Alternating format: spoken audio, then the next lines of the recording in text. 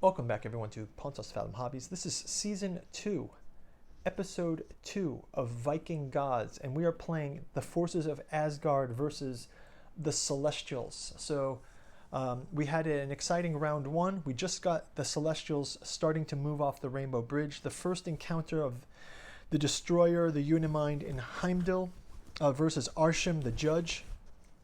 Now we're going to jump right into turn number 2.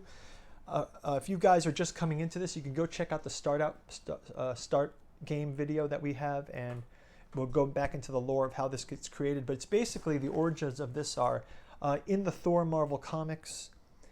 There was an epic saga in the early days of Thor, like Journey into Mystery Thor, Thor 300, where the Celestials, these are sort of like space gods that populate planets with life. They came to judge Earth and destroy it, and the Asgardians and Thor had to fight them.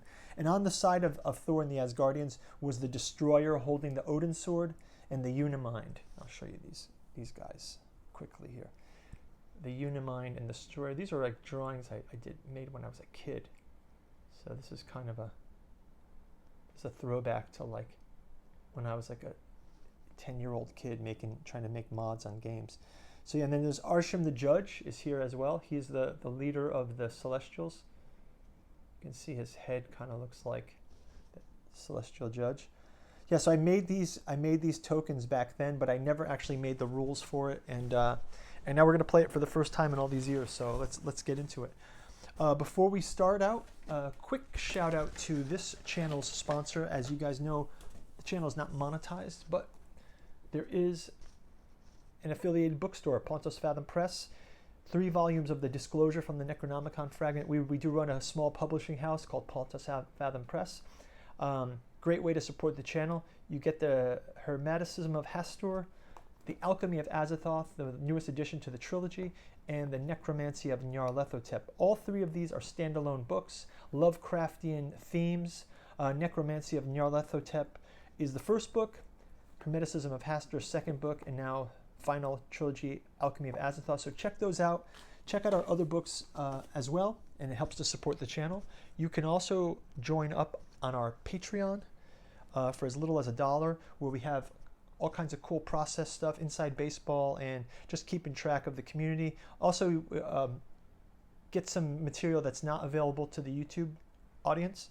So go check us out there.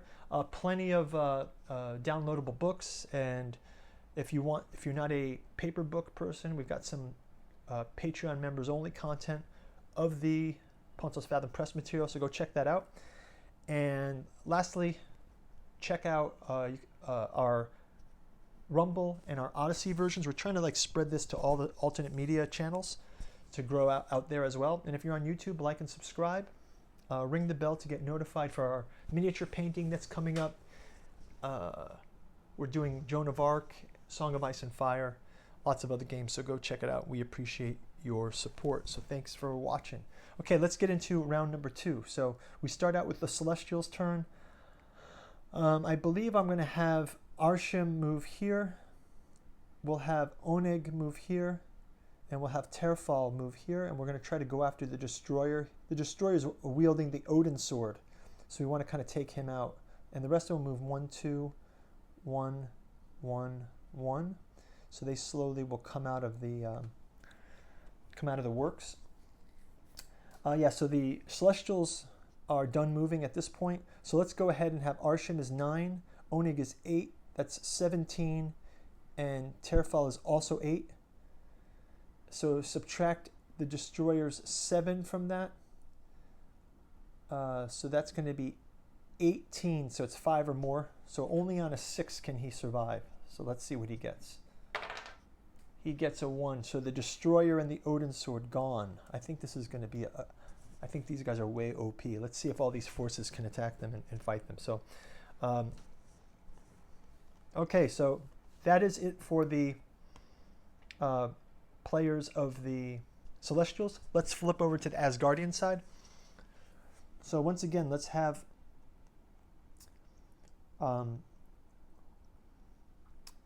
I believe the rule for the Storm Giant is he can throw from 2 distance away. So let's have the Storm Giant move 1, 2. Let's Heimdall move here. They're going to all go after Tefal. We'll also have Loki come down to fight 1, 2, Essam, and Fenris come down to fight 1, 2. So that'll be 8 versus 8. The Storm Giant. Yeah, let's have them all go after Tefal maybe.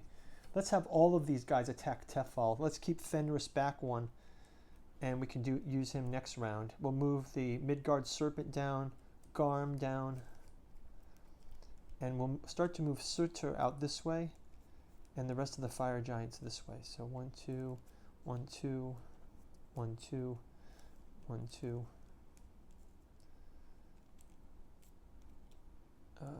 1, 2, and 1, 2. We'll have the Frost Giants come down as well. 1, 2, 1, 2. Everyone basically can move 2. The Frecken Greer Wolves can move. They can move 5 spaces with a teleport, or 2 spaces normally. We'll also move the Stone Giant. Let's just move him here for now. And then let's move these guys as well. Thor, Freck and Greer. Well, let's move him all the way up with Thor. Odin can move 2. All these guys can move 2. 1, 2, 1, 2. And then let's have these move down. 1, 2, 1, 2, 1, 2, 1, 2, 1, 2, 1, 2, 1. The dwarves will move 1, 2. Dwalin will move 1, 2. And then these guys have to move in the terrain, so they have to just move 1. And this one can move 1, 2. Okay, so that should be pretty good. Again, let's focus on, we're just going to wipe out Tefral. Tefral? What's his name? His name is Tefral the Surveyor, the celestial tasked with surveying and mapping the geography of planets. So we've got Heimdall 4, the Unimind 5, Loki 4, so it's 8 and 5, so it's 5 plus against Tefral. And we can have the Storm Giant in there too, but that's fine. We'll just leave the Storm Giant for later.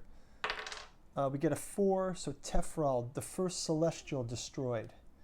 And that's going to do it for the forces of... Let's go ahead and have the Storm Giant. Let's just have him throw at Oneg. I know it's going to be a negative score, but he doesn't get any penalty because he's throwing the stone. We'll just have him throw at Oneg just to kind of rile him a bit. So it's going to be 8 minus 2 is minus 5. So it's really, nothing really happens. Whatever we get, nothing happens because it's a ranged attack. So that's going to do it for the heroes' attacks. Let's go over to Hela. We'll move Hela. We want to kind of move her strategically down this way. So if you guys see Hela, let me just zoom in here. Again, we'll focus in on Hela's chart. You get to move 3 times. So we'll roll the first die, and we get a 6. And we can adjust that by 1. So let's move that here. And actually, Surtur is going to get killed by Hela, so that's kind of stinks. Then we'll roll again. Next one is a 3. And Hela can move by 3, which is 1, 2, 1, 2, 3. So Hela moves down 3.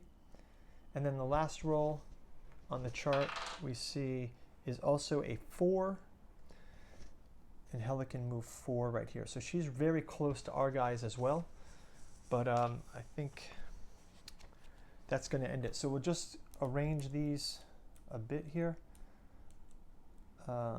Yeah, so we've lost Tefal. Let's kind of give him a showcase here. Let me zoom out a bit. Can we see Tefal? Try to zoom in on him. There you go. Tefral gone. And Surtur also gone. These little tokens are so great. The artwork is so simple. Right? Okay. So thanks a lot, guys, for watching. We'll see you in round number 3. I'll put a little reminder up here for that. And Thanks for watching. We'll see you in the next round. Bye bye.